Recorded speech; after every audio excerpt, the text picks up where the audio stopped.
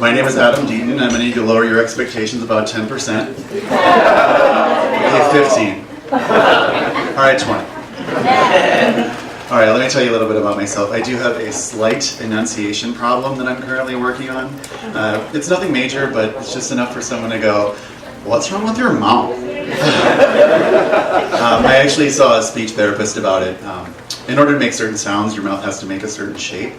I struggle with S's and Z's. Apparently I have a lazy mouth that does not like to make that shape. But I just like to think it's saving its energy for other oral activities.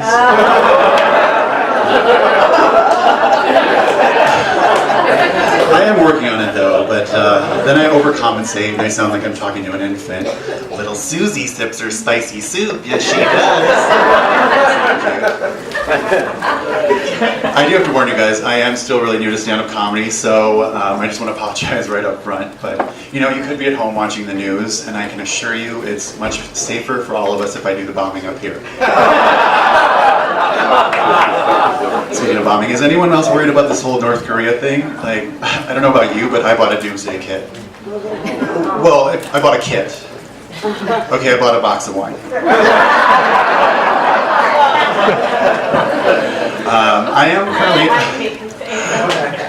I am in a relationship now, but I was single for a really long time. Totally by choice, of course. I would go on plenty of dates, and then I chose to obey the restraining order. I would get that rare second date, though. That's when I really, kicked it up a notch. Brought out the charm. That's what I call my penis.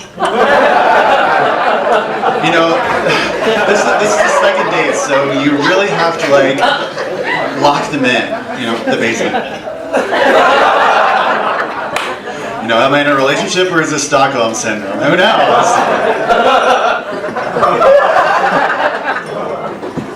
But, yeah, I am in a relationship now. Someone feels special. But, thank you guys for coming out, by the way, even though it's so cold and rainy. Other people don't think that Californians know anything about weather just because they're going through their snow bombs or their Stormy Daniels or whatever. But we do. I don't know about you, but I know in my neighborhood we got at least 10 to 12 inches of rain. I mean, sure, it was in my bathtub. But thank God I live in LA. If I lived anywhere else, I'd probably be trying to defrost a condom right now or something. I'm obviously kidding. I don't wear condoms.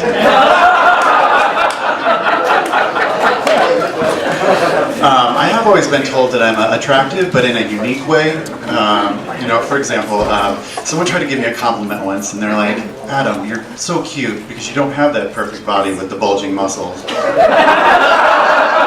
What kind of compliment is that? I'm like, "You are no 10 either there, Aunt Betty." Looking back, I guess I overreacted a little bit. That's not fair. Her hairdresser's been sick, so she had to cut her own bangs.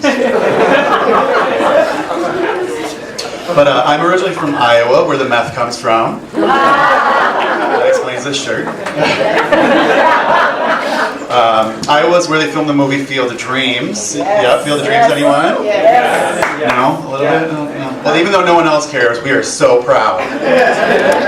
Also in Iowa is my mom and my grandma and the rest of my family.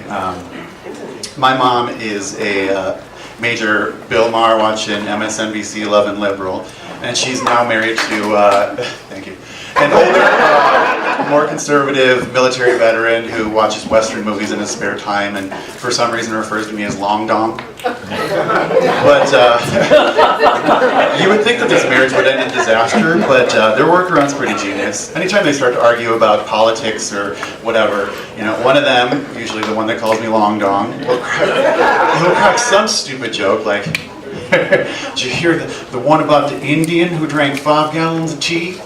Poor guy drowning his own teepee." Sorry for any Native Americans.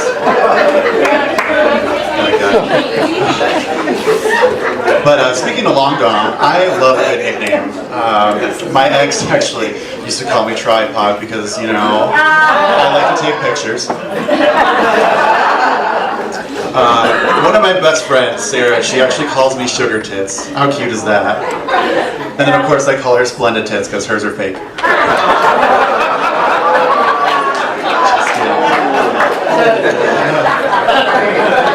But I do love to take my friends home to Iowa who are not from the Midwest because... late reaction.